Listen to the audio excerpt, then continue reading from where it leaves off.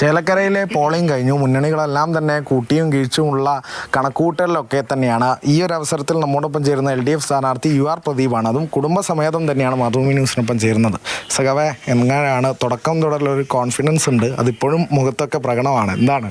നല്ല മാറ്റങ്ങൾ ഓരോ ദിവസം നമുക്ക് കാണാറുണ്ട്. അത് ഇന്നലത്തെ തെരഞ്ഞെടുപ്പോട് കഴിഞ്ഞതോടുകൂടി ഇനിയും ധാരാളം ആളുകൾ നമ്മൾ പ്രതീക്ഷിക്കാത്തവർ വിളിച്ച് ഞങ്ങൾ ചെയ്തിട്ടുണ്ട്, നിങ്ങളെ വിശ്വസിക്കൂ എന്ന് പറയുകയുണ്ടായി. അപ്പോൾ അതൊക്കെ ഒരു സന്തോഷം കൂടുന്നതാണല്ലോ. എന്തായാലും ഈ ഒരു 1.5 മാസക്കാലം ഏറ്റവും സഖാവിനെ മിസ് ചെയ്തിട്ടുണ്ടാവും ഫാമിലിയാണ്. അപ്പോൾ കുടുംബത്തിലേക്ക് പോയിട്ട് സഖാവിലേക്ക് ഒന്നും കൂടെ വരാം. എന്താണ് ഈ പ്രതീക്ഷ? എങ്ങനെയുണ്ട്? 1.5 മാസക്കാലം ആളെ കാണാനുണ്ടായിരുന്നില്ലല്ലോ അല്ലേ? എന്താണ് പ്രതീക്ഷയൊക്കെ?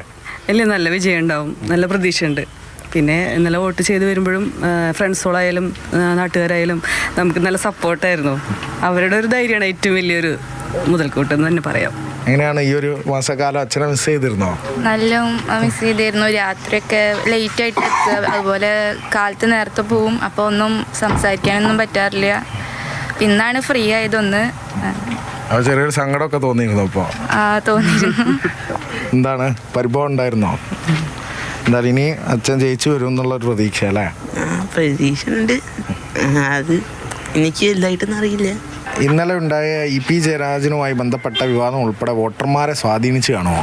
ഒരു കാര്യത്തിൻ്റെ വ്യക്തമാക്കി കഴിഞ്ഞാൽ വീണ്ടും അത് ആവർത്തിച്ചുകൊണ്ടിരിക്കുമ്പോൾ എനിക്ക് മീഡിയാസിനോടുള്ള ബഹുമാനം കുറഞ്ഞു പോവുകയാണ്. കാരണം ഞാൻ അനുഭവസ്ഥനാണ്. ഈ തെരഞ്ഞെടുപ്പായി നേരിട്ട് നിങ്ങളുടെ കൂടെ ശ്രദ്ധയിൽ പെട്ടിട്ടുണ്ടാവും.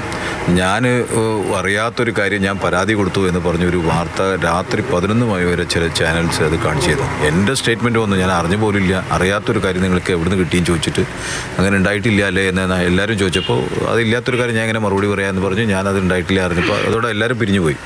എന്നിട്ട് രാത്രി 11 മണി വരെ ആ സ്ക്രോൾ ന്യൂസ് പോയിരുന്നു.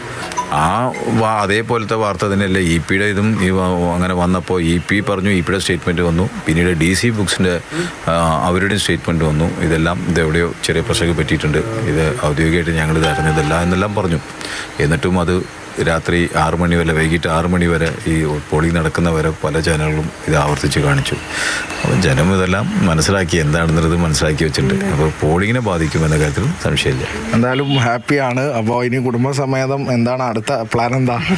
ഒന്നും പ്ലാൻ ചെയ്തിട്ടില്ല. എന്തെങ്കിലും ഡിമാൻഡ് വെച്ചിട്ടുണ്ടോ? ഇല്ല, ഒന്നുമില്ല. ഇല്ല, അങ്ങനെ പോവാറില്ല പുറത്തേക്ക്, അതുകൊണ്ടൊന്നുമില്ല. അപ്പോൾ സഖാവ് ഫുൾ ഹാപ്പിയാണ്.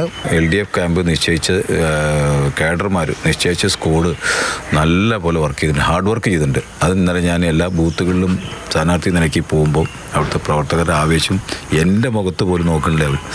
കാരണം അവർ വന്ന ആളുകളും വരേണ്ട ആളുകളെ സംബന്ധിച്ച് കണക്കൂട്ടി വിട്ടിരിക്കുകയാണ് ആരെ ഇനി കൊണ്ടുവരേണ്ടതെന്ന്. അപ്പോൾ അത് ഹാർഡ് വർക്ക് നടത്തി എന്നുള്ളതിൻ്റെ തെളിവാണതെല്ലാം.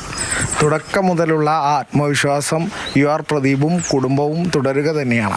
Justin മാത്യുവിനൊപ്പം Arun Amrithanath, Mathrubhumi news, Chelakkara.